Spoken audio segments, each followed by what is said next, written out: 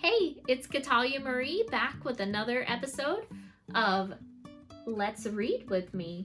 We are reading The Absent Author by Ron Roy, part of the A to Z Mysteries set, and we are on Chapter 4. So let's get right into it.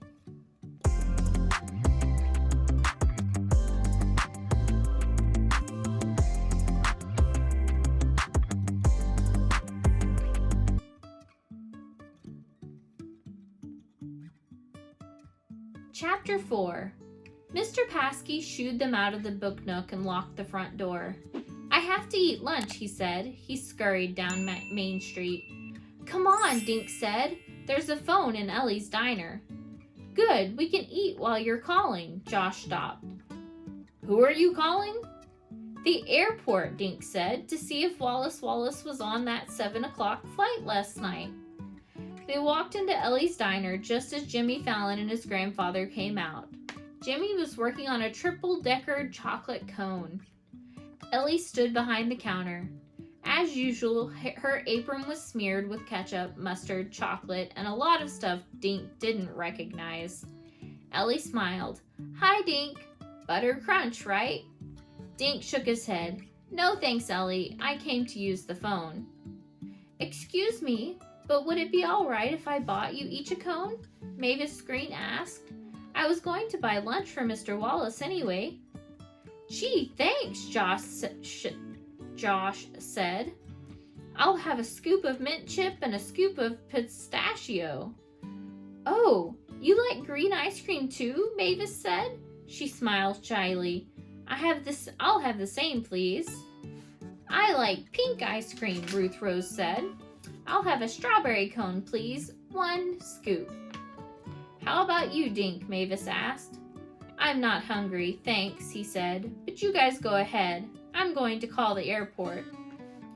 Dink felt guilty. If he hadn't invited Wallace to Greenlawn, his favorite author would be safe at home in his castle in Maine. But Dink couldn't help feeling excited, too.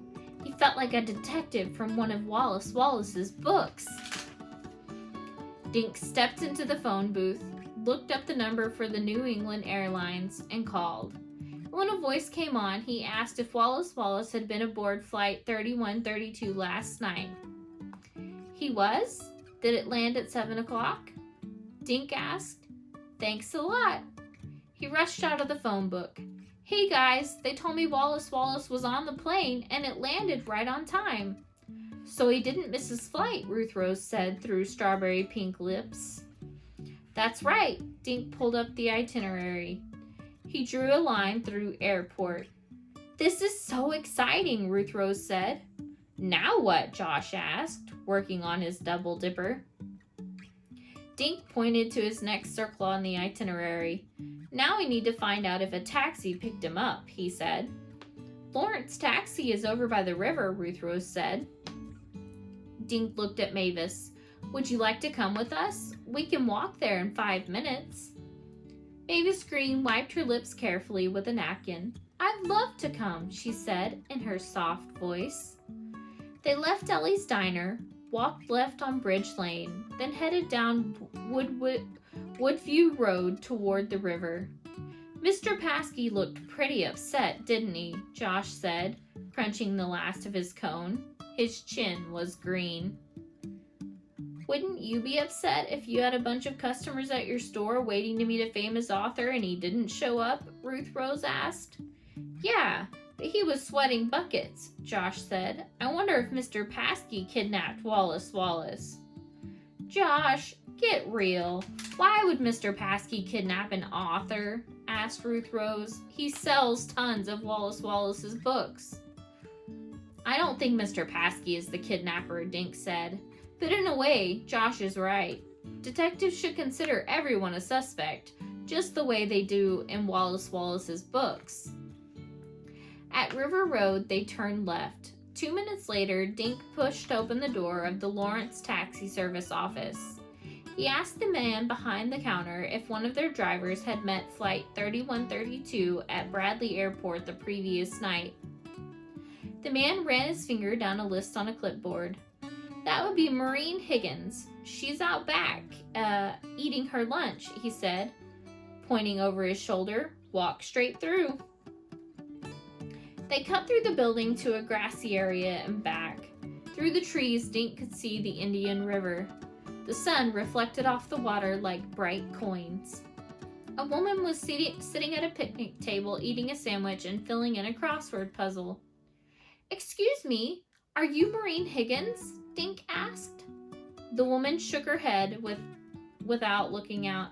"Nope, I'm Marilyn Monroe."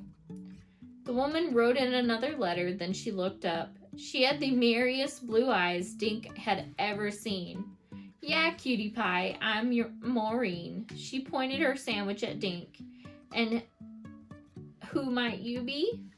"I'm Dink Duncan," he said. "These are my friends Josh, Ruth Rose, and Mavis." "We wondered if you could help us," Ruth Rose said. Maureen stared at them. "How?"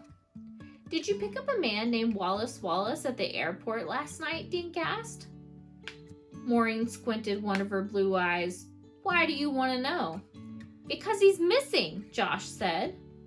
"Well, I sure ain't got him." Maureen took a bite out of her sandwich. Mayonnaise oozed onto her fingers. "I know, we didn't think you had him," Dink said. "But did you pick him up?" Maureen nodded, swallowing. "Sure, I picked him up, 7 o'clock sharp. I was there with my sign saying Wallace. The guy spots me, trots over. I take him out to my taxi. He climbs in carrying a small suitcase. Kind of spooky guy, dressed in a hat, long raincoat, sunglasses. Sunglasses at night. Doesn't speak a word, just sits. Spooky." "Did you take him to the Shangri-La Hotel?" "Yep, those were my orders. Guy didn't have to give directions, but it would have been nice if he had said something. Pass the time, you know? A lot of people, they chat just to act friendly. Not this one. Quiet as a mouse in the back seat." Maureen wiped mayonnaise from her fingers and lips. "Who is this Wallace fella, anyway?" "He's a famous writer," Ruth Rose said. Maureen's mouth fell open. "You mean I had a celebrity in my cab and never even knew it?" "What happened when you got to the hotel?" Josh asked.